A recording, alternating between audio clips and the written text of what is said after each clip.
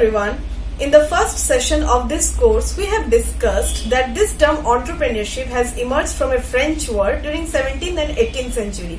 But kindly don't underestimate the power of India in context of entrepreneurship. In India, entrepreneurship and entrepreneurs has been there since time immemorial. During Indus Valley civilization, many export and import used to take place.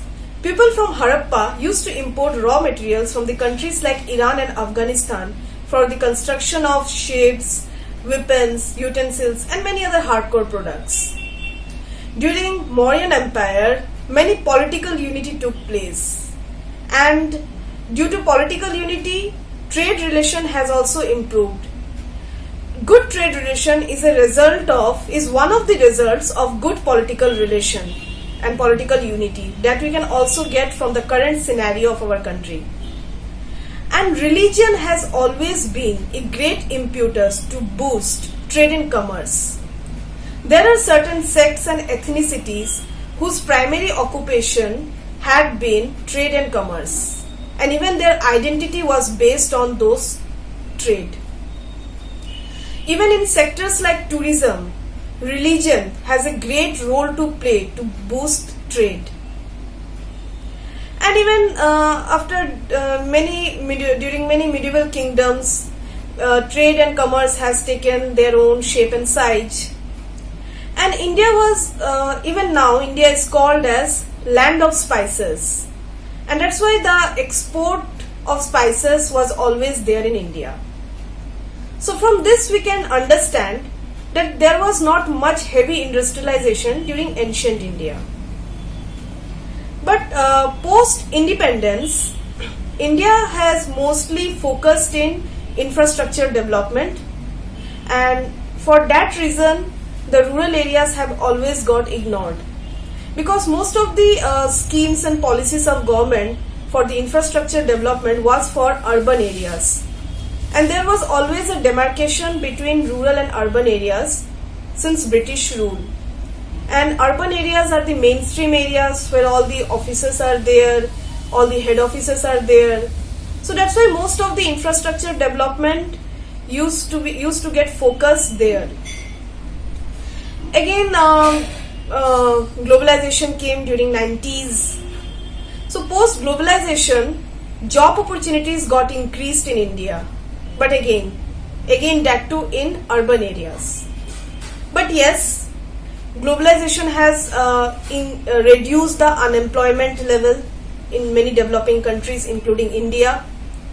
And for that reason, in India, the rural-urban migration has spiked during that time.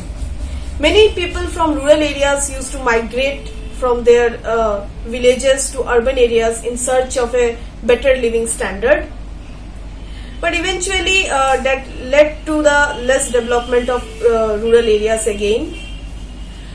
Another irony is that even after so much of technical innovation, especially post-globalization, agriculture sector was still being practiced in a very primitive manner. And agriculture is a primary occupation of rural areas. When any primary occupation of any region gets ignored, that affects the overall socio-economic status of that region. Yes, there are many government schemes which are for the growth and development of rural areas and rural people. And it has always been. But unfortunately, due to lack of grassroots level leadership, those schemes and policies are not being implemented judiciously. And there is lack of grassroots level leadership in rural areas. And young professionals like you can render professional help at grassroots level. Our rural areas are lacking professional help. They need professional help. They're in dire need of the judicious implementation of those government schemes. Even in current scenario, government came up with lots of policies and schemes for the growth and development of rural areas, for the growth and development of rural entrepreneurship. But though somehow many of them are still on papers. Many of them are not yet being implemented. So it needs to be implemented.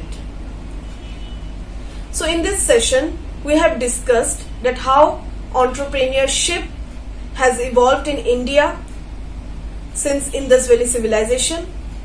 We have also discussed some contemporary realities, that is post-independence, post-globalization, and we have also discussed some basic aspects of government schemes and policies.